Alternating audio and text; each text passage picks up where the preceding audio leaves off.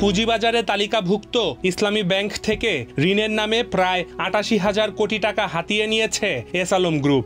ঋণের বিপরীতে বন্ধকি সম্পদের দামও দেখানো হয়েছে অনেক বেশি। গ্রুপটির কাছ থেকে ঋণের এ অর্থ ফেরত পাওয়া যাবে কিনা এ নিয়ে সন্দিহান বাংলাদেশ ব্যাংকও। এমন অবস্থায় ব্যাংকটিতে থাকা এস আলম গ্রুপের শেয়ার বিক্রি করে ঋণ সমন্বয়ের ঘোষণা দিয়েছেন গভর্নর। এ লক্ষ্যে ইতোমধ্যে এস আলমের সব শেয়ার সরকারের জিম্মায় নেওয়া হয়েছে।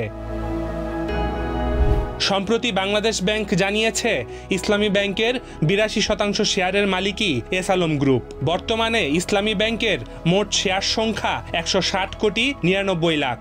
এ হিসেবে এস আলম গ্রুপের কাছে রয়েছে ১৩২ কোটি ১,৯২,৩৪৮টি শেয়ার। বর্তমানে ইসলামী ব্যাংকের প্রতিটি শেয়ারের দাম ৬২ টাকা ২০ পয়সা। সে হিসেবে এস আলমের মালিকানায় থাকা শেয়ারের মূল্য দাঁড়ায় ৮,২১১ কোটি ৫৯ লাখ টাকা।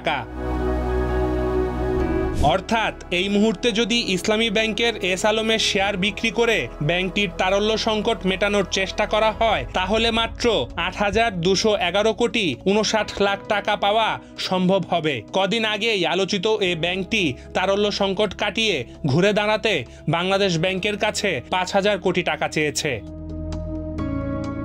২০১৭ সালে ইসলামী ব্যাংকের নিয়ন্ত্রণ নেয় চট্টগ্রাম ভিত্তিক ব্যবসায়ী গোষ্ঠী এস আলম গ্রুপ। ব্যাংকটির চেয়ারম্যান ছিলেন এস আলম গ্রুপের চেয়ারম্যান সাইফুল আলমের ছেলে আহসানুল আলম। ব্যাংকটির ঋণের পরিমাণ ১,৭৫,০০০ কোটি টাকা। নতুন চেয়ারম্যানের দেওয়া হিসাব মতে ব্যাংকটি থেকে প্রায় ৮৮,০০০ কোটি টাকা একাই বের করে নিয়েছে S Alam group.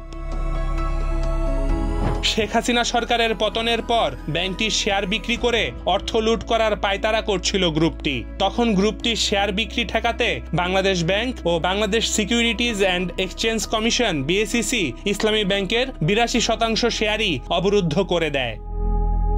Desk report, the Financial express.